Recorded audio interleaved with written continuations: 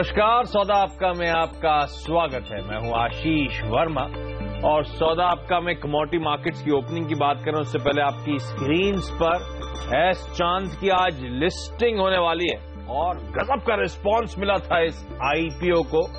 60 गुना subscribe हुआ था, 59.5 time subscription हुआ था।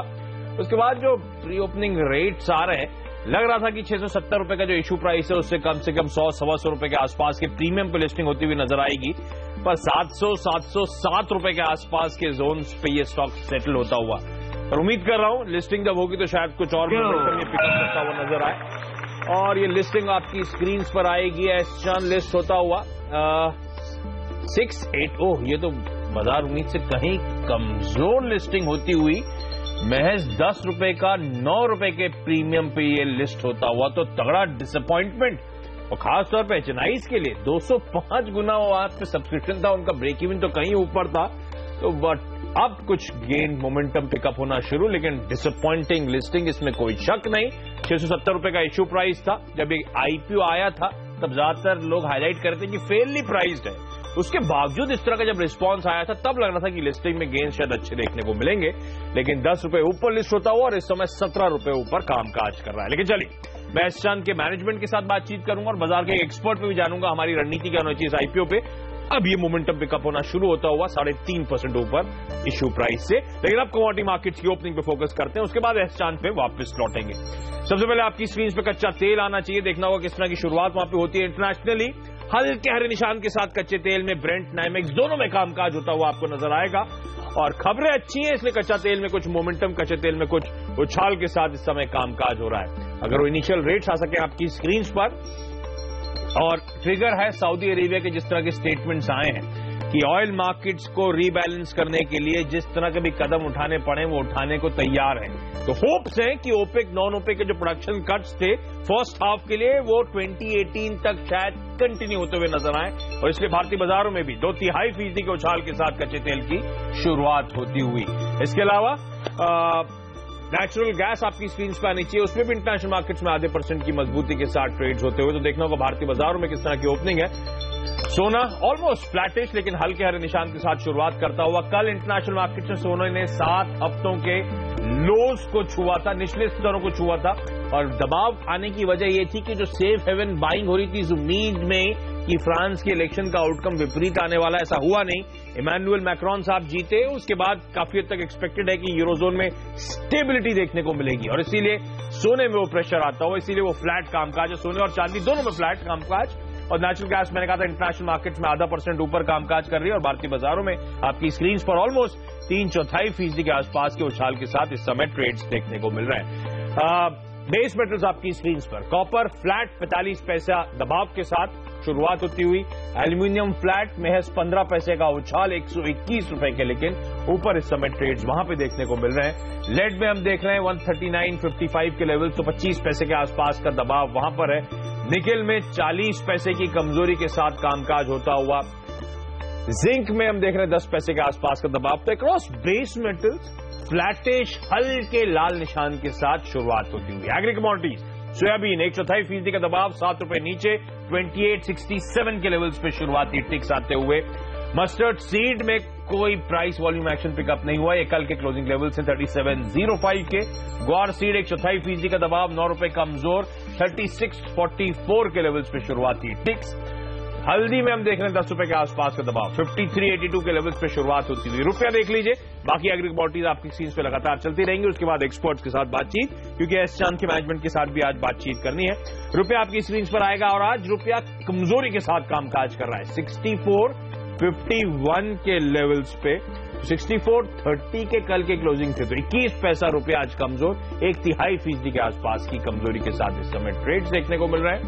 और एस चांद एक बार फिर से 680, तो वही 10 रुपए के आसपास प्रीमियम पे लिस्ट हुआ था, उन्हीं लेवल्स के आसपास बना हुआ है। चलिए, कमोडिटी मार्केट से बात करने के लिए हमारे साथ है पैराडाइम कमोडिटी एडवाइजर्स के एक्सपर्ट्स बीरेन वकील साहब, वो जो हमारे साथ आगे जुड़ेंगे, और साथ साथ नवनीत दमानी साहब जो कि मोतीलाल ओसवाल कमोडिटी ब्रोकर्स को रिप्रेजेंट करते हैं। नवनीत जी, स्वागत है सीएनबीसी आवाज पर आपका। ये जो कच्चे तेल में वापस कुछ हद तक मोमेंटम लौटा है, जिस तरह के स्टेटमेंट्स या बयानबाजी आ रही है, क्या वाकई इनको लेकर के लगता है ऐसा कुछ प्रोडक्शन कट एक्सटेंड होने वाला है और कच्चे तेल में मैं खरीदारी कर डालूं सर? रणनीति क्या होगी? जी गुड मॉर्निंग। हमने देखा है कच्चे तेल में बहुत अच्छा गिरावट देखने मिला था। लास्ट वीक में करीब 5% एक दिन में गिरावट था, और अगर आप पूरे हफ्ते की बात करें तो 7 से 8% की गिरावट थी। तो मुझे लग रहा है कि ऑल इन ऑल ये एक पुल बैक है उसी गिरावट का, और रिट्रेसमेंट है। बाकी सब मार्केट स्पेकुलेशन है कि जो स्ट्रेटेजी है वो एक्सटेंड हो जाएगी, और जब तक 24-25 तारीख तक एक्चुअली में हम बैठक की तरफ बढ़ेंगे तब तक मुझे लगता है प्राइसेस थोड़े और पुल बैक दिखा सकते हैं, क्योंकि मार्केट ये डिस्काउंट करेगा कहीं ना कहीं कि प्रोडक्शन कट एक्सटेंड हो जाएगा। हालांकि कोई खासा पुख्ता स्टेटमेंट नहीं आया है कोई मिनिस्टर की तरफ से। जब भी प्राइस नीचे आते हैं तो ऑब्वियसली सपोर्ट करने के हिसाब से कोई स्टेटमेंट आते हैं, बट ऐसा कोई कंक्लूसिव स्टेटमेंट नहीं आया जिसको चल के हम ये मान ले कि स्ट्रेटेजी एक्सटेंड हो सकती है beyond 2017-2018 also. So in my sense ये पुल बैक ही है। 3015 तक आप आएगा तो बेच सकते हैं। 3055 का स्टॉप लॉस लगाइए। 2950 के लेवल आपको फिर से देखने मिल सकते हैं। तो कच्चे तेल में बिकवाली करने के ही आपको मौके ढूंढने चाहिए। अभी भी प्रेशर के साथ ही कामकाज होगा। ये जो उछाल है शायद बिकवाली करने के, ये कुछ गड़बड़ कॉल लग रही है। दमानी साहब एक बार प्लीज रिपीट करें अपनी कॉल क्विकली भाव के हिसाब से। 3055 का स्टॉप लगाइए और 2945 का टारगेट देखने मिल सकता है। 294 का टारगेट होगा। ओके, बेच के चले 355 के स्टॉप के साथ 294 के टारगेट्स के लिए। अच्छा ये बताएं, ये बुलियन मार्केट एकदम कंसोलिडेशन मोड में, मेरे ख्याल से 7 हफ्तों के लोज के बाद यहां पे इन लेवल्स के आसपास ठंडा पड़ता हुआ नजर आ रहा है सर। डिसअपॉइंटमेंट था एटलीस्ट सेफ हेवन अपील के लिहाज से सोने के लिए, जो फ्रेंच इलेक्शन का आउटकम आया है। रणनीति क्या होगी सर सोने और चांदी दोनों में? जी अगर हम गोल्ड में देखें तो फ्रेंच इलेक्शन का रिजल्ट काफी हद तक मार्केट ने डिस्काउंट कर लिया था। यूरो में एक अच्छा मोमेंटम देखने मिला है जिसके चलते डॉलर इंडेक्स में प्रेशर है, और फेड रेट हाई पॉसिबिलिटी जो जून की है वो करीब 90 से 100% के बीच में एस्टिमेट की जा रही है अलग अलग रिसर्च एजेंसीज के हिसाब से। तो मुझे लगता है काफी कुछ डिस्काउंट हो चुका है प्राइसेस में, और यहाँ से एक पुल बैक किया एक बॉटम आउट फॉर्मेशन भी पॉसिबल है। मैं 28,050 के आसपास बाय करना चाहूंगा। 27,875 का स्टॉप लगाइए और 28,300 के ऊपर का टारगेट देखने मिल सकता है। ओके, तो कच्चा तेल बेचने के मौके होंगे, सोने में खरीदारी करके चले। अच्छा बिरेन वकील साहब, एग्री कमोडिटीज में सर आज की टॉप स्ट्रैटेजीज कहां होंगी, कहां पैसे बनने के मौके हैं? कपास में मैं शॉर्ट प्रेफर करूंगा करीबन 980-982 के आसपास। 955 का टारगेट रहेगा और 993 का स्टॉप लॉस रहेगा। लॉन्ग टर्म जिनको पोजिशनल टेक लेना है तो मैं अगस्त सोयाबीन में बाइंग प्रेफर करूंगा 3050 के आसपास। यहाँ 2990 का स्टॉप लॉस रहेगा और टारगेट रहेगा 2150। ये थोड़ा लंबा कॉल है, करीबन 2 से 3 वीक का व्यू है ये। ओके, तो कपास बेचने के मौके और सोयाबीन में अगस्त वायदे में खरीदारी करके चलें 3150 के टारगेट्स के लिए। अच्छा दमानी साहब, ये जो रुपया आज कमजोर हो रहा है, ट्रेंड क्या होगा? आप कैसे पेंसिल इन कर रहे हैं अपने एस्टिमेट से रुपये को, और रुपये पे कोई स्पेसिफिक कॉल है क्या सर? जी अगर हमने देखा लास्ट पूरे 10 से 12 ट्रेडिंग सेशन से रुपये बहुत साइडवेज ट्रेंड फॉलो कर रहा है, और आज थोड़ा बहुत डिप्रिसिएशन दिखाया है। मुझे टेक्निकली भी ये थोड़ा सा वीकनेस दिखा रहा है, और हमने इक्विटीज में फ्लोज ड्राई अप होते हुए देखे, डॉलर इंडेक्स में करेक्शन कंटिन्यू होते हुए देखा, और यूरो में स्ट्रेंथ देख रहे हैं। कहीं ना कहीं एक रिस्क ऑफ सेंटीमेंट है जो बाजार से फेड होता हुआ नजर आ रहा है। तो मुझे लगता है कि 6460 के आसपास बाय का बैक लेना चाहिए। 6440 का स्टॉप लगाइए। 6490 का टारगेट देखने मिल सकता है। तो रुपया यहां से और कमजोर हो सकता है, खरीदारी करने के मौके ढूंढने। नवनीत जी, बीरेन जी, आप दोनों का बहुत धन्यवाद हमारे लिए आज वक्त निकालने के लिए। तो क्विकली रैप अप, कच्चा तेल बेचने के मौके होंगे, सोने में खरीदारी करके चलें। रुपया आज कमजोर होगा, 6490 तक के टारगेट्स के लिए यहां पे अप्रोच किया जा सकता है। और एग्री कमोडिटीज में कपास बेचें और सोयाबीन में खरीदारी करने के मौके। लेकिन वो आपकी स्क्रीन पे लगातार एक ब्रेकिंग न्यूज चल रही है, वो है एस चांद का आईपीओ, और अब अपने इशू प्राइस से ये आईपीओ नीचे फिसलता हुआ 670 रुपए का इशू प्राइस था, 60 गुना सब्सक्राइब हुआ था। लग रहा था बहुत तगड़ी एपेटाइट है, बहुत तगड़ी डिमांड है इस आईपीओ के लिए, और अब लिस्टिंग के टाइम कोई फॉलो अप बाइंग नजर नहीं आ रही है, लगातार फिसलता हुआ। ये दिक्कत की बात है, और इसीलिए जरूरी है एक एक्सपर्ट से बातचीत करना। जॉइंडर कैपिटल के रिसर्च हेड अविनाश गोराक्षकर मेरे साथ जुड़ते हो। अविनाश जी, ये लिस्टिंग तो बड़ा डिसअपॉइंटमेंट है। नहीं बिल्कुल, इनफैक्ट आशीष, आई थिंक जिस प्रकार का एंकर इन्वेस्टर ने इसमें पैसा डाला था, मुझे लग रहा था कि मिनिमम 50-60 रुपए की प्रीमियम पे ये स्टॉक लिस्ट होगा। लेकिन अगर हम इस कंपनी की बिजनेस मॉडल को देखें तो बिजनेस मॉडल काफी रोबस्ट है। इनफैक्ट थोड़ा सा सीजनल बिजनेस है, चौथे तिमाही में सबसे ज्यादा रेवेन्यू आता है, मुझे लग रहा है कि जिस प्रकार की प्राइसिंग हुई है शायद इस कारण थोड़ा सा डिसअपॉइंटमेंट है कि ज्यादा रिस्क रिवॉर्ड टेबल पे बचा नहीं था, तो उसलिए शायद ये रिस्पॉन्स मिला है। बाजार भी आज थोड़ा सा नीचे होने के कारण थोड़ा सा रिस्पॉन्स मंदी का मिला है, बट मुझे लग रहा है कि definitely medium to long term prospects अच्छे हैं। हालांकि आईपीओ के इन्वेस्टर्स को तो डेफिनेटली शॉर्ट टर्म में थोड़ा बहुत नुकसान उठाना पड़ेगा। हाँ, बिजनेस समझा दूं आपको, लीडिंग एजुकेशन कंटेंट कंपनी है एस चांद, और हम में से कईयों ने बचपन में इसकी बुक्स जरूर पढ़ी होंगी। अगर आप सीबीएसई आईसीएसई स्कूल से पास आउट हुए होंगे तो ये वो कंपनी है जो बहुत स्ट्रांग प्रेजेंस रखती है उस पूरे स्पेस में, और इसीलिए जाना माना नाम था अपने स्पेस का। अब तो K-12 और हायर एजुकेशन इंस्टीट्यूशंस को भी केटर करने का काम है इस कंपनी का।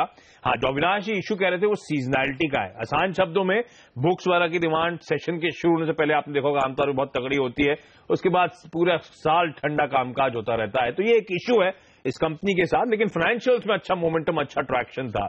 फेयरली प्राइस था जब ये आईपीओ आया था, उसके बावजूद ये 60 गुना सब्सक्राइब हुआ तो यूफोरिया बिल्टअप होता हुआ नजर आया था।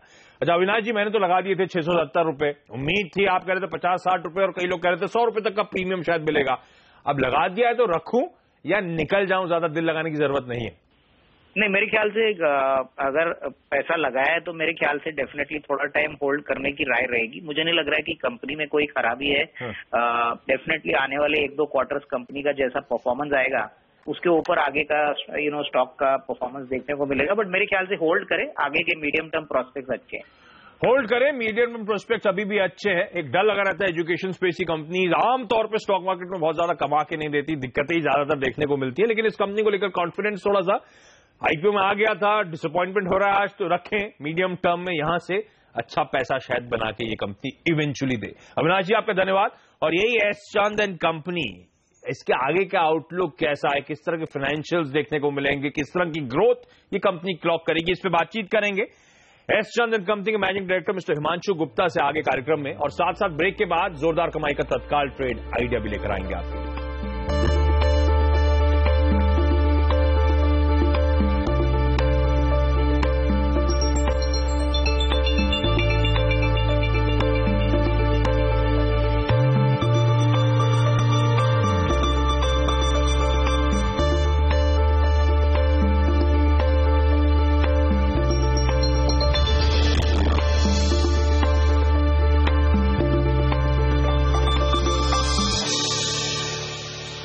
ब्रेक के बाद आपका स्वागत है, और सबसे पहले इस वक्त का तत्काल ट्रेड आइडिया आपकी स्क्रीन पर आएगा।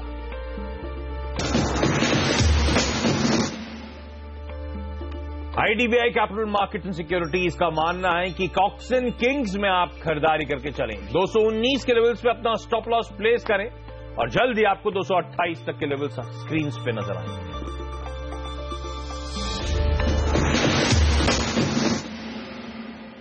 लेकिन इस समय स्ट्रीट का पूरा फोकस है आज की लिस्टिंग पर, एस चांद, और इस कंपनी के एमडी मिस्टर हिमांशु गुप्ता मेरे साथ जुड़ते हुए। गुप्ता साहब हाय, गुड मॉर्निंग सर, कांग्रेचुलेशंस, आपने सेकेंडरी मार्केट में डेब्यू कर लिया है। लेकिन पहले ये बताएं सर, क्योंकि आमतौर पर डर लगा रहता है, एजुकेशन स्पेस की कंपनीज का जो स्टॉक मार्केट में ट्रैक रिकॉर्ड है वो बड़ा खराब है, कभी पैसा कमा के नहीं दिया। अच्छा, आपके ग्रोथ रेट तो बहुत तगड़े रहे, मैंने देखा पिछले 4-5 सालों से, लेकिन वो हिस्ट्री थी। यहां से आगे किस तरह की ग्रोथ देखने को मिलेगी, और अगर स्पेसिफिकली मुझे बता सकें FY18 के टारगेट्स क्या होंगे सर? जी, सो कंपनी ने K-12 के अंदर ऑर्गेनिकली कंपनी 20% से ग्रो कर रही है FY12 से लेकर FY16 तक, और अगर आप एक्विजिशंस के साथ देखें तो कंपनी ने CAGR 57% का किया है। 3 एक्विजिशंस कंपनी ने ली हैं, जिसके अंदर विकास, मधुबन, सरस्वती, और लास्ट में छाया प्रकाशनी हमने एक रीजनल कंपनी ली थी दिसंबर के अंदर, तो उसको अगर मिलाएं तो 57% का कंपनी ने K-12 के अंदर ग्रोथ किया है। और मेरा मानना है कि कंपनी का जो ऑर्गेनिक ग्रोथ है 20% का K-12 का, वो बना रहेगा। और जहां तक हाई एजुकेशन की बात है, टेस्ट प्रेप के अंदर कंपनी ने 15% का ग्रोथ कर रही है कंपनी 4 सालों के अंदर, FY12 टू FY16। सो आने वाले टाइम में कंपनी की उम्मीद यही है कि कंपनी जो अपनी ग्रोथ रेट है, ऑर्गेनिक ग्रोथ रेट, वो कंटिन्यू करे, और इनऑर्गेनिक अपॉर्चुनिटीज के लिए हमेशा हम लोग उन अपॉर्चुनिटीज को ढूंढते रहते हैं, और जैसे भी वो अपॉर्चुनिटी स्ट्रेटेजिकली और फाइनेंशियली फिट होगी उसकी तरफ कंपनी जरूर देखेगी। तो आप आसान शब्दों में कॉन्फिडेंट है जो हिस्टोरिकल ग्रोथ रेट्स थे वो जस के तस बने रहेंगे, और उस ग्रोथ मोमेंटम को आप सस्टेन कर पाएंगे आगे भी। एक इशू आपकी कंपनी या स्पेस से जुड़ी तमाम कंपनीज के साथ होता है, वो सीजनैलिटी का होता है सर। जब सेशन की शुरुआत होती है उससे पहले बुक्स की बड़ी तगड़ी बाइंग होती है, तो उस क्वार्टर में तो अच्छा परफॉर्मेंस देखने को मिलता है, बाकी साल ठंडा कामकाज। तो इस सीजनैलिटी से उभरने के लिए एमडी साहब आप क्या कर रहे हैं? जी, तो सीजनलिटी जो है हमारा मैक्सिमम धंधा जो है Q4 में होता है, जनवरी फरवरी मार्च में अराउंड 80% धंधा जो है हमारा तभी होता है। तो उसके लिए कंपनी ने बेसिकली अब और भी प्रोडक्ट्स बना रही है, जिसे OTC प्रोडक्ट बोलते हैं, ओवर द काउंटर, जो कंपनी के प्रोडक्ट्स 12 महीने कंपनी बेचेगी उन प्रोडक्ट्स को, और आने वाले टाइम में उससे थोड़ी सीजनलिटी में फर्क पड़ेगा। और सेकेंडली जो कंपनी का रीजनल एक्विजिशन की जो स्ट्रेटेजी है उसके अंदर, जैसे हमने अभी दिसंबर में छाया प्रकाश ने लिया, उनका बिजनेस दिसंबर से लेकर मई तक होता है, तो दैट वो स्प्रेड उसका जो है अराउंड 6 महीने का है रादर देन 3 महीने का। सो हमें उम्मीद है कि आने वाले टाइम्स में थोड़ा सा इंप्रूवमेंट आएगा सीजनलिटी में, बट क्योंकि बच्चा जो है नई क्लास में अप्रैल में ही जाता है, स्पेशली CBSE और ICSE में, और वहां हम सबसे बड़े प्लेयर हैं, तो उसके अंदर तो चेंज करना बहुत मुश्किल है, क्योंकि वो तो जो सिस्टम है स्कूल्स का वो तो वही रहेगा, बट थोड़ा बहुत इंप्रूवमेंट इसमें मुझे लगता है आने वाले सालों में आएगी। अच्छा, आपकी company largely CBSE ICSE schools के लिए इन हाउस प्रिंटिंग या बुक्स प्रिंटिंग का काम करती है। अब मेरे लिए अगर मैं थोड़ा धंधे को लंबा समझने की कोशिश करूं तो एक डर लग जाता है, क्योंकि बुक्स आजकल ऑब्सोलीट होती चली जा रही हैं सर, लोग डिजिटल की तरफ मूव कर रहे हैं। हम वो स्मार्ट क्लासेस की बात सुनते हैं, लोग स्मार्टफोन्स लेकर आते हैं या वो टैब्स वगैरह लेकर आते हैं, उससे पढ़ाई करते हैं। तो इवेंचुअली तो मुझे डर लग रहा है कि बुक्स कितना सस्टेन कर पाएंगी। तो आप लोग डिजिटल स्पेस में अपनी पकड़ मजबूत करने के लिए क्या कर रहे हैं सर, क्या स्टेप्स उठा रहे हैं, और क्या वाकई इंडस्ट्री में डर है ये बुक्स हमारी होना? सर, हमारा जो मानना है, डिजिटल ने हमें काफी सपोर्ट किया है लास्ट 4-5 साल में इस प्रिंटिंग इंडस्ट्री में। तो काफी चीजें जो है, जैसे एनिमेशंस है, वीडियोस है, टीचर के लिए वेब सपोर्ट है, लेसन प्लान्स है, वर्कशीट्स है, टेस्ट जनरेटर्स है, सेल्फ असेसमेंट है, ये सब चीजें हम पहले नहीं कर पाते थे डिजिटल और वेब सपोर्ट के बिना। आज हमारी स्कूल की अराउंड आधी किताबों के अंदर वेब सपोर्ट और डिजिटल सपोर्ट आता है, और आने वाले 2 से 3 साल में हमारा मानना है कि सारी किताबों के साथ हमारी स्पेशली स्कूल की कुछ ना कुछ डिजिटल और वेब सपोर्ट होगा। तो हम मानते हैं कि डिजिटल जो है डिसरप्टर नहीं है, डिजिटल एक एनेबलर है इस इंडस्ट्री के लिए। प्लस हमने कुछ प्योर डिजिटल प्ले के अंदर भी काम किया है। हमारे पास स्मार्ट क्लास इंटेलीटैब करके टैबलेट का मॉडल है, प्लस हमने अपनी ऐप बनाई है माई स्टडी गियर करके, प्लस हमने 4-5 कंपनियों में इन्वेस्टमेंट्स की हैं एडटेक स्पेस में, जो हमें लगता है कि कंपनियां आगे चल के और अच्छा काम करेंगी, जिसके अंदर से टेक्स्ट बुक है, जिसके अंदर आपकी स्मार्टिविटी है, जिसके अंदर और भी कंपनियां हैं। तो हमने उसके अंदर सारे मिलके काम कर रहे हैं, सिर्फ प्रिंट ही नहीं डिजिटल को मिला के काम कर रहे हैं। तो दिक्कत नहीं होगी, आप कह रहे हैं एनेबलर है, और मैनेजमेंट साहब, एमडी साहब कॉन्फिडेंट हैं कि जो पिछले ग्रोथ रेट्स हैं, ट्रैक रिकॉर्ड है, वो आगे भी सस्टेन होता हुआ नजर आएगा। चलिए सर, बहुत बहुत धन्यवाद हिमांशु जी हमारे लिए आज वक्त निकालने के लिए। अब तो आपसे हर क्वार्टर के नंबर से बातचीत होगी, लेकिन फोकस में मेरे ख्याल से आपकी कंपनी के लिहाज से तो Q4 नंबर्स हुआ करेंगे, क्योंकि 80% रेवेन्यूज उसी क्वार्टर में आते हैं इस कंपनी के। लेकिन चलिए, लिस्टिंग ठंडी थी, अब स्टॉक अपने इश्यू प्राइस के आसपास वापस कामकाज करता हुआ एक समय अपने इश्यू प्राइस के नीचे भी स्लिप हो चुका है। लेकिन यहाँ पे एक छोटा सा ब्रेक के बाद मार्केट्स पे फोकस होगा। आज ठंडा कामकाज हो रहा है स्टॉक मार्केट में, तो ट्रेंड के लिहाज से आगे का आउटलुक कैसा है, किरण जाधव साहब जुड़ेंगे हमारे साथ इस छोटे से ब्रेक के बाद।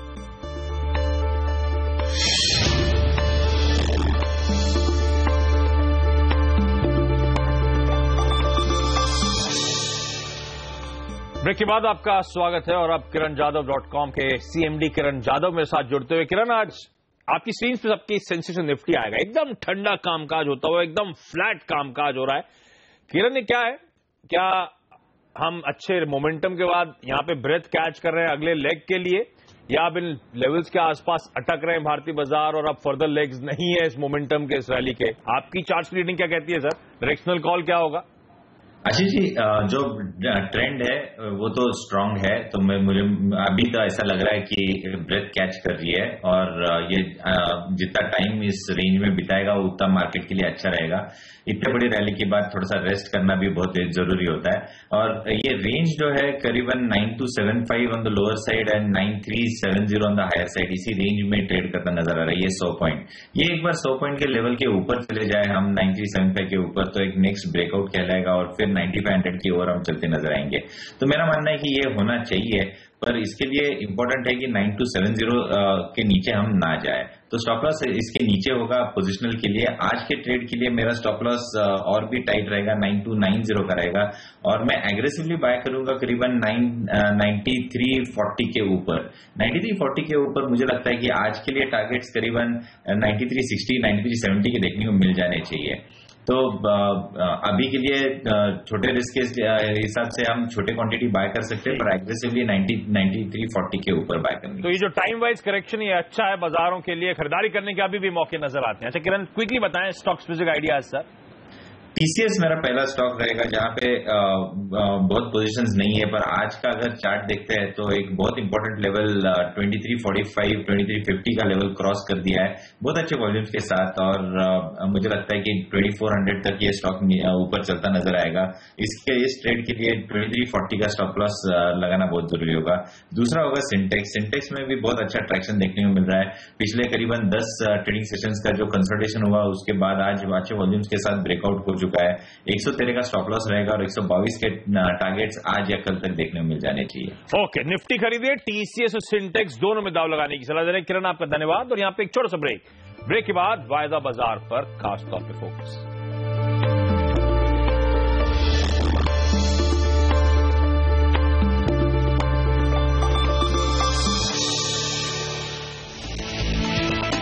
बाजार में सीमित दायरे में कारोबार, निफ्टी 9300 के ऊपर कायम। बैंक शेयरों ने बनाया सबसे ज्यादा दबाव, मिड कैप्स में खरीदारी।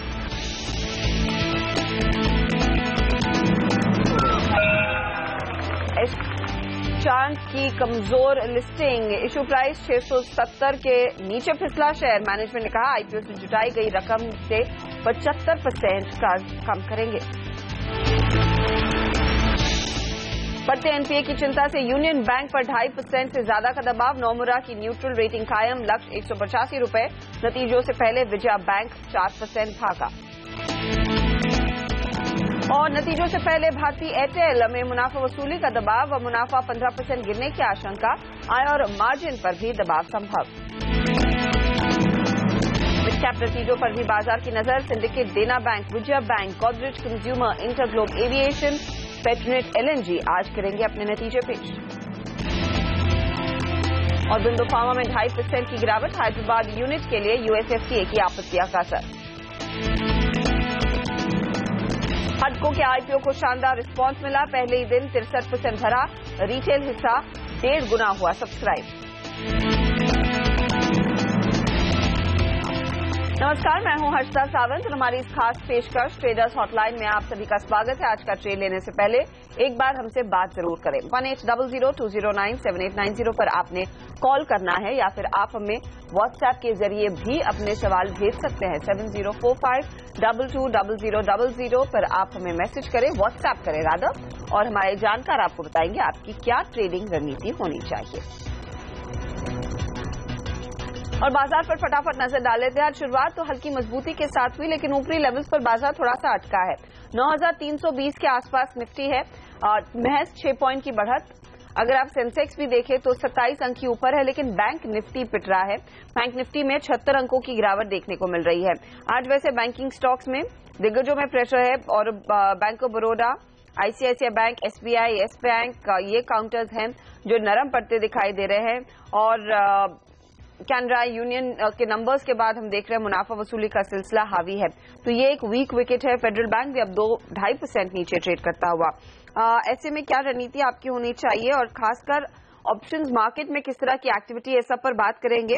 इनफैक्ट 9300 के पुट में हम देख रहे हैं काफी हरकत। 9200 का पुट भी एक्टिव है। 9500 का कॉल इकलौता कॉल है जिसमें पोजीशंस बिल्टअप होती दिखाई दे रही है। तो आज फिर से लोग अपनी पोजीशंस मंदी की तरफ बढ़ा रहे हैं। क्या रणनीति होनी चाहिए निफ्टी पर? पहले मितेश ठक्कर से समझ लेते हैं। बताइए मितेश। Good morning Harshada. आई थिंक जो निफ्टी का ट्रेड है अभी तक ऑप्शन पोजीशन जरूर बन रही है, परंतु directional trade technically I think sideways ही है। या तो 9280 के नीचे अगर ये ब्रेक करता है तो मुझे लगता है कि करीबन 80-100 पॉइंट की एक प्रॉफिट बुकिंग लेट गिरावट आ सकती है। एल्स 9365 के ऊपर ब्रेकआउट देगा तो ट्रेंड को कंटिन्यू करेगा। फिलहाल के लिए पिछले 4-5 दिनों से ट्रेंड इंडिकेटर सारे जो इंट्राडे चार्ट पे हम लोग प्लॉट करते हैं वो साइडवेज हैं, तो अभी कोई सिग्नल है नहीं है ब्रेकआउट या ब्रेकडाउन का। शायद 2 या 3 दिन में जब भी कुछ मूवमेंट आना चालू होता है तो डायरेक्शनल बायस ले सकते हैं। गौरव, आप कैसे ट्रेड करेंगे और खासकर बैंक निफ्टी में जो हम देख रहे हैं गिरावट, उसे कैसे पढ़ना चाहिए? क्या शॉर्ट करें या फिर मौका है डिप्स पर खरीदारी करने का? Good morning. मैं मितेश जी से सहमत हूँ। यहाँ पे फिलहाल कोई ट्रेड नहीं है। निफ्टी काफी दायरे में सीमित दायरे में ट्रेड कर रहा है। 9280 9360 ये रेंज में ही ट्रेड कर रहा है। 9365 अगर आता है स्पॉट में, वो होल्ड होता है तो आप 100 सवा 100 150 पॉइंट की उम्मीद कर सकते हैं 2 या 3 दिनों में। तो अगर ट्रेड करना वैसे कीजिए। Bank Nifty life time hike करीब चल रहा है, यही लेवल से उनके लाइफ हाइक है। तो यहाँ पे फिलहाल ट्रेड नहीं बन रहा, सिर्फ 100 पॉइंट की गिरावट है, कोई बहुत मैसिव फॉल इसमें है नहीं। यहाँ पे डिप्स में आप खरीदी कीजिए। 22,600 के करीब अगर आता है स्पॉट में तो 100 पॉइंट के स्टॉप लॉस आप बाय कर सकते हैं। फिर आपको 22,900 के रिटेस्ट हो सकते हैं लेवल आने वाले कुछ दिनों में। ओके, तो बैंक निफ्टी में भी तेजी की पोजीशंस और निफ्टी में भी डिप्स पर खरीदारी करने की सलाह आती दिखाई दे रही है हमारे जानकारों की ओर से। सवाल जवाब का सिलसिला शुरू करते हैं। देवेंद्र दिल्ली से लाइन पर है, बताइए Devendra ji. Ma'am good morning. Good morning sir. Ma'am मैंने जी एंटरटेनमेंट का एक फ्यूचर शॉर्ट किया है 501 रुपए पे, और मुझे डेली चार्ट पे तो ये शॉर्ट दिख रहा था कैंडिडेट, और बट मंथली पे नहीं दिख, ये वीकली पे नहीं दिख रहा। तो मैंने एडवाइस चाहिए कि मुझे क्या करना चाहिए। आपने वैसे क्या एक हफ्ते के लिहाज से ट्रेड लिया है?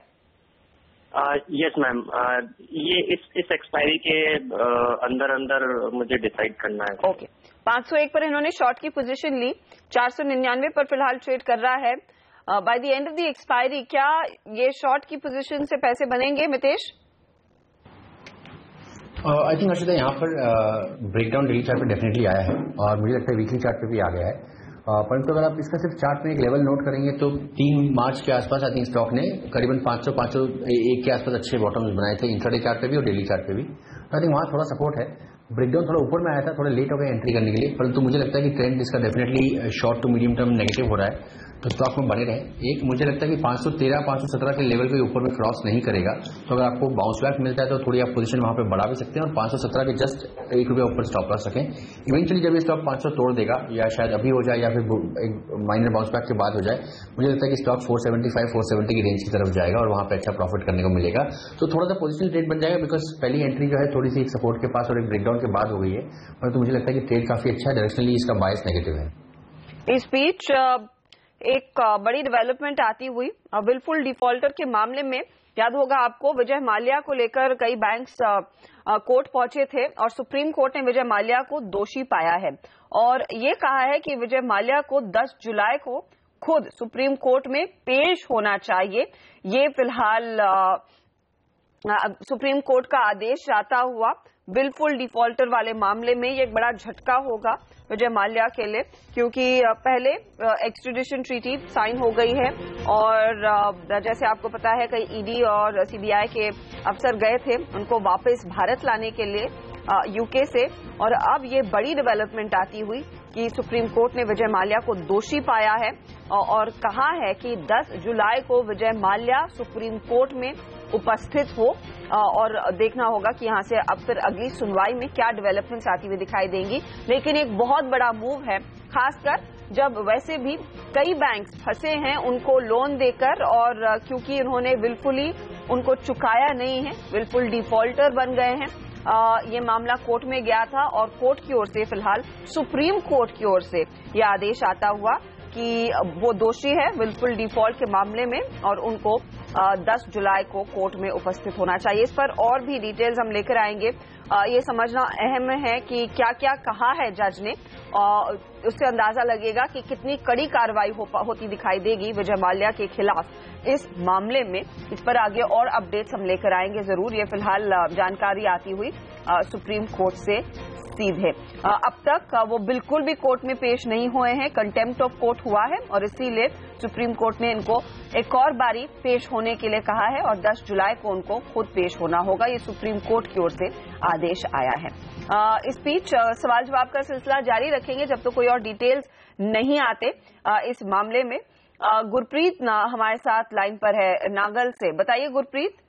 नमस्कार मैम। नमस्कार। एक लॉट SRF का है 1820 मई फ्यूचर का जी। 1820 में आपने तेजी की जी, और ये आ गया है 1742 पर। नितेश, 1800 के ऊपर निकलेगा क्या ये शेयर? देखिए, आई थिंक स्टॉक का ट्रेंड ऊपर ही है, परंतु पिछले 4 या 5 दिनों से स्टॉक धीमे धीमे नीचे की तरफ एक स्लोपिंग मूवमेंट दे रहा है आपने स्टॉप लॉस ऊपर नहीं लगाया तो थोड़ा अभी नीचे में हल्का सा डीप स्टॉप लॉस है 1715 1714 का अच्छा सपोर्ट है, तो उसके जस्ट 2-3 रुपए नीचे आप स्टॉप लॉस लगा सकते हैं 1710 के आसपास का। और अगर ये नहीं टूटता है तो मुझे लगता है कि वापस आपको एटलीस्ट 1800 के आसपास के लेवल्स मिल जाएंगे। इसमें चांसेस ज्यादा है कि 1800 के लेवल मिले, तो मेरे हिसाब से ट्रेड में बने रहे, जबकि स्टॉप लॉस थोड़ा सा डीप भी है परंतु बने रहे, और 1800 के आसपास आप इसमें माइनर लॉस के साथ एग्जिट कर सकते हैं। ओके, ये फिलहाल आपके लिए सलाह है। 1750 के आसपास आप एग्जिट कर सकते हैं माइनर लॉस के साथ। 1715 हालांकि आप यहां पर स्टॉप लॉस जरूर लगाएं। अगले दर्शक हमारे साथ रेडी है अपना सवाल पूछने के लिए, जोधपुर के रजत। बताइए रजत। गुड मॉर्निंग मैम, मेरे पास एक टाटा केमिकल्स का लॉट है 660 का और एक लॉट है IFCI का 33 का, दोनों मई सीरीज के हैं। I can hold it and I can carry forward also. Okay. If required. Tata chemicals 660 पर लिया और IFCI 33 पर। IFCI में थोड़ा सा नुकसान हो रहा है, तो पहले इस पर बात कर लेते हैं। क्या सलाह होगी गौरव आपकी? देखिए, ट्रेंड IFCI में काफी अच्छा ही है, थोड़े ऊपरी लेवल से बाय जरूर किया है, लेकिन ट्रेंड अभी भी फिलहाल पॉजिटिव है, तो मैं ये नहीं कहूंगा आप इसमें से अभी एग्जिट कीजिए, आप फिलहाल बने रहिए। इसमें आप इमीडिएट सपोर्ट 3180 के रख दीजिए, स्टॉप लॉसेस आप उसको रख दीजिए। 3180 अगर होल्ड करता है तो ये सीरीज में पॉसिबल है कि एक बार 34-35 के लेवल आपको एक बार देखने मिल सकते हैं, तो फिलहाल बने रहिए इसमें। ओके, IFCI में बने रहने की सलाह, और साथ ही साथ इन्होंने जो टाटा केमिकल्स 660 पर लिया है उस पर आपकी क्या सलाह होगी? ये इन्होंने काफी ऊपरी लेवल्स पे लिए हैं, मेरे हिसाब से एक शॉर्ट टर्म ब्रेकआउट के लिहाज से लिए होंगे इन्होंने, लेकिन वो एक सस्टेन नहीं कर पाया और नीचे आ चुका है। इमीडिएट जो सपोर्ट है 630 के हैं, यहीं से एक बार देखा भी गया था कि थोड़े बहुत जो लॉन्ग पोजीशंस बने थे, थोड़े कंसोलिडेशन के बाद ब्रेकआउट भी हुआ था, वो तकरीबन 630 के आसपास हुआ था, तो उसको आप स्टॉप लॉस बना के रख सकते हैं। वो अगर टूट जाता है तो उसके नीचे अगर ट्रेड करता है तो थोड़ा आपको दिक्कत हो सकती है, तो स्ट्रिक्ट स्टॉप लॉस रखिए, उसके नीचे 615 भी वो टेस्ट कर सकता है, तो 630 के स्ट्रिक्ट स्टॉप लॉस आप उसको होल्ड कीजिए। एक बार पॉसिबिलिटी है कि आपको एक बार आपके लेवल्स वापस देखने मिल जाए। ओके, तो 630 का स्टॉप लॉस आप रखें और होल्ड कीजिए टाटा केमिकल्स को भी, तो दोनों ही काउंटर्स में बने रहने की सलाह है आपके लिए। रजत, हम इसी के साथ लेंगे एक छोटा सा ब्रेक, आगे कुछ और सवालों के जवाब देंगे, और साथ ही हमारे दोनों जानकार नितेश और गौरव आपको बताएंगे आज उन्होंने कौन से शेयर चुने हैं आपके लिए खास ट्रेड के लिए।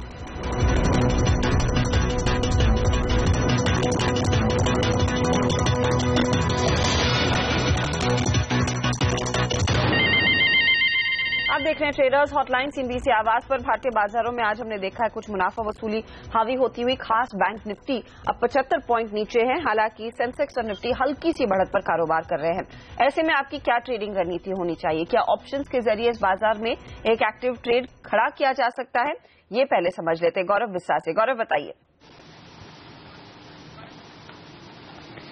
देखिए, ऑप्शंस के जरिए प्ले किया जा सकता है। मुझे लगता है काफी सारे स्टॉक्स ऐसे हैं जिन्होंने इतना पार्टिसिपेट नहीं किया है रैली में, उसमें से एक है इंडोकाउंट ICIL, इसमें काफी एग्रेसिव लॉन्ग पोजीशंस बने थे, ब्रेकआउट भी था 200-203 के ऊपर, वो लेवल सस्टेन हो रहे हैं, लॉन्ग पोजीशंस भी बन रही है, लेकिन जो पार्टिसिपेशन है वो उतना ज्यादा नहीं हुआ है। करंट लेवल में सस्टेन होते हैं तो 215-220 एक सीरीज में काफी पॉसिबल हो जाएगा, तो वो लिहाज से आप 210 का कॉल ऑप्शन बाय कर सकते हैं। 3 रुपए का इसमें स्टॉप लॉस होगा छोटा सा, और 8.5 रुपए का इसमें इमीडिएट टारगेट होगा। अगर ये सस्टेन हो जाता है 210-212 की जोन को, तो मुझे लगता है 220 भी आपको ये सीरीज में देखने मिल सकता है, तो काफी लुक्रेटिव बेट बनती है इंडोकाउंट लेवल्स पे। ओके, इंडोकाउंट में पोजीशन लेकर चले, 210 का कॉल खरीदने की सलाह है। स्टॉप लॉस 3 रुपए पर लगाएंगे, टारगेट यहां पर रहेगा 8 रुपए 50 पैसे का। ये फिलहाल आपके लिए सलाह ऑप्शंस के ट्रेड के लिए। अब स्टॉक्स पर आते हैं। नितेश, बताइए आपने क्या चुना है ट्रेड में? टेक महिंद्रा मैं रिकमेंड करना चाहूंगा। आई थिंक उसमें एक रिवर्सल के साइंस बन रहे हैं, टेक्नोलॉजी स्टॉक्स कल से थोड़ा सा स्ट्रॉन्गर बिहेव कर रहे हैं मार्केट में, जैसे कि थोड़ा बैंक्स में प्रॉफिट बुकिंग आ रही है, तो यहाँ पर बाय करें 419 के स्टॉक के साथ 440 का टारगेट देखें। और रिलायंस भी काफी करेक्शन के बाद सपोर्ट लेवल्स पे है, तो 1315 के जस्ट नीचे का स्टॉप लॉस लगाएं और 1350 तक के टारगेट्स देखें। गौरव, आपने क्या चुना है आज स्टॉक्स में? मेरा पहला जो रिकमेंडेशन होगा वो है PFC पे। इसमें कंसिस्टेंट लॉन्ग पोजीशंस बने हैं, एक अच्छी ब्रेकआउट आपको देखने मिल रही है, 170 कॉल ऑप्शन में अच्छी खासी बाइंग हो रही है। पॉसिबिलिटी है कि आपको आज ये 170 के पार देखने मिल जाए। थोड़ा स्टॉक बढ़ चुका है, अगर यहाँ पे कोई लेता है तो 165 के स्टॉप लॉस से बाय कीजिए, 172 से 175 का इसमें लक्ष्य होगा। दूसरे टाटा मोटर्स डीवीएस का, इसमें देखा है कि अग्रेसिव लॉन्ग शॉर्ट पोजीशंस बने थे, प्राइस एक्शन भी फॉलो हुआ है, एक गिरावट देखने मिली है, थोड़े बहुत यहाँ पे एग्जॉशन हुआ है शॉर्ट्स में। 260 काफी अच्छा सपोर्ट है, वहां से 2 बार एक बाउंस बैक भी आया है, तो पॉसिबिलिटी है कि 260 का लेवल सस्टेन करके एक टेम्पररी बाउंस, बहुत ज्यादा रिवर्सल्स की बात नहीं कहूंगा मैं, लेकिन 272 274 के लेवल्स आपको देखने मिल सकते हैं। 259 के स्टॉप लॉस से आप ये बाय कर सकते हैं। और एक BEML वीक लग रहा है, यहाँ पे ऊपर से ऊपरी लेवल्स पे शॉर्ट्स बन रहे हैं, नीचे के सपोर्ट लेवल्स को तोड़ा है 1350 वगैरह के, इसके नीचे ही ट्रेड अगर कर रहा है ये, तो एक बार 1320 के एक इमीडिएट लेवल्स आपको देखने मिल सकते हैं। 1355 के छोटे स्टॉप लॉस से आप BEML शॉर्ट पोजीशंस बना सकते हैं। ओके, तो ये फिलहाल ट्रेड्स गौरव की ओर से एक शॉर्ट की कॉल BEML में उन्होंने दी है। साथ ही गौरव का मानना है यहाँ पर जो बाकी ट्रेड्स रहेंगे आज के सत्र में वो PFC में तेजी की पोजीशन का रहेगा, जहां पर आप खरीदारी करेंगे तो टारगेट 172 का। टाटा मोटर्स के DVR में भी आज एक ट्रेड इनको दिख रहा है 270 के टारगेट के लिए। RK गर्ग हमारे साथ लाइन पर जुड़ गए हैं इस बीच आगरा से। बताइए गर्ग साहब। हाँ मैडम, मैंने DHFL लिया है 440 की कॉल 20 रुपए पे 7 लॉट। 440 की कॉल, ठीक है, 20 रुपए पर आपने ली। दीवान हाउसिंग एक्टिव था लेकिन हाल फिलहाल में थोड़ा सा नरम पड़ता दिखाई दे रहा है। इधर वेज 20 रुपए की कॉल आज 11 रुपए पर खड़ी है। क्या सलाह होगी आपकी गौरव इस ट्रेड में? ये 433 से 435 एक अच्छा जोन है, सपोर्ट जोन है, जो इमीडिएट सपोर्ट जोन की अगर हम बात करते हैं तो वो है। तो आप चाहिए तो 2-3 रुपये स्पॉट में जो स्टॉप लॉस लगा लीजिए। अगर ये 434 को अगर तोड़ता है तो आप एग्जिट कर लीजिए, क्योंकि फिर एक इसमें संभावना है कि एक बार ये 428 से 426 के लेवल टेस्ट कर ले। ऊपर में काफी प्रेशर आ रहा है, 2 बार इसने टेस्ट किया है 445 के लेवल, बट सस्टेन नहीं कर पा रहा है और ऊपर में थोड़ा शॉर्ट पोजीशन में बंदे देखे जा रहे हैं। तो फिलहाल जो आइडियल ट्रेड होगा वो आप 2 रुपये के नीचे स्टॉप लॉस लगा लीजिए स्पॉट में और होल्ड कीजिए। क्या लेवल आपने कहा स्टॉप लॉस का काम करेगा? 434 स्पॉट में लगा लीजिए। ओके, 434 स्पॉट में स्टॉप लॉस का काम करेगा, तो वो रखिए स्टॉप लॉस और ध्यान में, और साथ ही होल्ड कीजिए पोजीशन को। अभिषेक हमारे साथ लाइन पर हैं जयपुर से। बताइए अभिषेक। हाँ जी, गुड मॉर्निंग मैम। मेरा क्वेश्चन है M&M फाइनेंशियल के लिए। 330 का कॉल लिया हुआ है मैंने, 10 रुपीज 60 पैसा से 1 लॉट लॉन्ग किया हुआ है। M&M फाइनेंशियल, ठीक है, 330 का कॉल। क्या सलाह हो रही है, बन रही है इस पर? M&M फाइनेंशियल तो आज मैं देख रही हूँ हल्की सी गिरावट दिखा रहा है, 325 के आसपास ट्रेड कर रहा है। गौरव, ये बायस नेगेटिव ही है इसमें, थोड़ा और नीचे 320 तक जाने की इसमें संभावना है। तो मैं कहूंगा एक बार आप इसको एग्जिट करें तो बेहतर होगा, क्योंकि सिर्फ गिरावट नहीं कह रहा हूं मैं, यहां से अगर उछाल भी अगर आपको मिलता है 320 325 से एक उछाल भी अगर मिलता है तो 330 332 33 तक आता है, थोड़ा फिजल आउट हो जाएगा, फिर भी आपको पैसा नहीं बनेगा और टाइम वैल्यू आपके अगेंस्ट जाएगी। तो एक बार उसको एग्जिट करें तो बेहतर होगा। M&M फाइनेंशियल से पोजीशन आप अपनी एग्जिट कर लें तो बेहतर है। हम लेंगे इसी के साथ एक छोटा सा ब्रेक, आगे कुछ और खबरों के साथ आएंगे। इस बीच बैंक निफ्टी 90 पॉइंट गवा चुका है, तो प्रेशर बढ़ता हुआ देखना होगा कि क्या निफ्टी वाकई में 9318 के ऊपर टिका रहेगा या नहीं, क्योंकि अब महज 4 अंकों की ही बढ़त रह गई है। लौटेंगे जल्दी।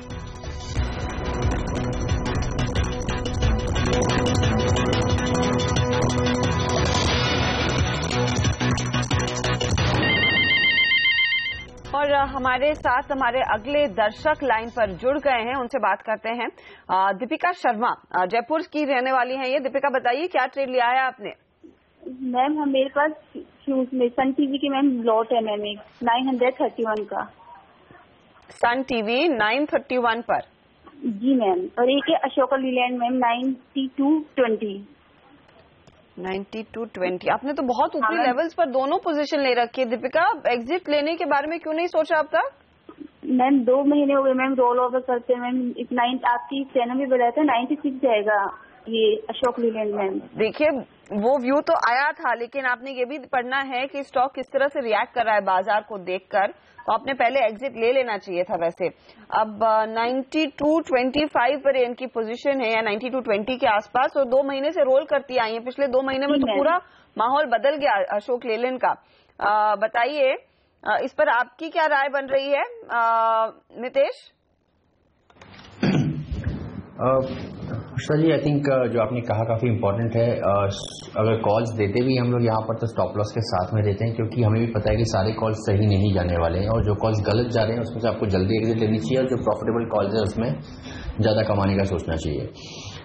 अशोक लेलैंड में फिलहाल आप फ्रेश स्टॉप लॉस लगा लें 81 के आसपास का। 81 के अगर ये नहीं तोड़ता तो आपको बाउंस बैक में 87, 89 के बीच में आपको एग्जिट दे देगा, तो आपके लॉसेस काफ़ी कम रहेंगे और फिर आप वापस से दूसरे ट्रेड में अच्छे ट्रेड्स ढूंढ सकती हैं। तो फिलहाल के लिए 81 के स्टॉप लॉस के साथ खड़े रहें। और same Sun TV I think बड़े सपोर्ट पे है, 850, 845 बहुत अच्छा सपोर्ट जोन है।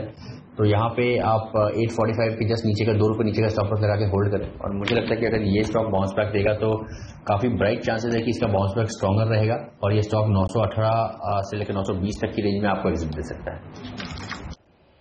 ओके, सन टीवी पर आपके लिए सलाह, थोड़ा सा आप पेशेंट रहिए, होपफुली ऊपरी लेवल्स दिखाई दें, और अगली बारी आप ऐसी फंसे ना तो हमें पहले फोन कीजिए या फिर जल्दी एग्जिट लेने के बारे में सोचें। ऑल द बेस्ट दीपिका, उम्मीद करते हैं कि आगे इस तरह का नुकसान आपके हाथ ना लगे। इसी के साथ वक्त हो रहा है आप सभी से इजाजत लेने का। मितेश और गौरव, आप दोनों का बहुत बहुत शुक्रिया हमारे लिए समय निकालकर दर्शकों के सवालों के जवाब देने के लिए। लेंगे एक ब्रेक। बैंक निफ्टी दबाव में है, 90 पॉइंट नीचे है। मिड कैप भी ऊपरी लेवल से कुछ हल्का होता दिखाई दे रहा है, और बहुत फ्लैट है इस समय निफ्टी 9319 पर किसी तरह टिकने की कोशिश कर रहा है। आगे आशीष वर्मा कुछ और सवालों के जवाब लेकर आएंगे, और उनके साथ होंगे प्रकाश गाबा भी। बने रहिए CNBC आवाज के साथ।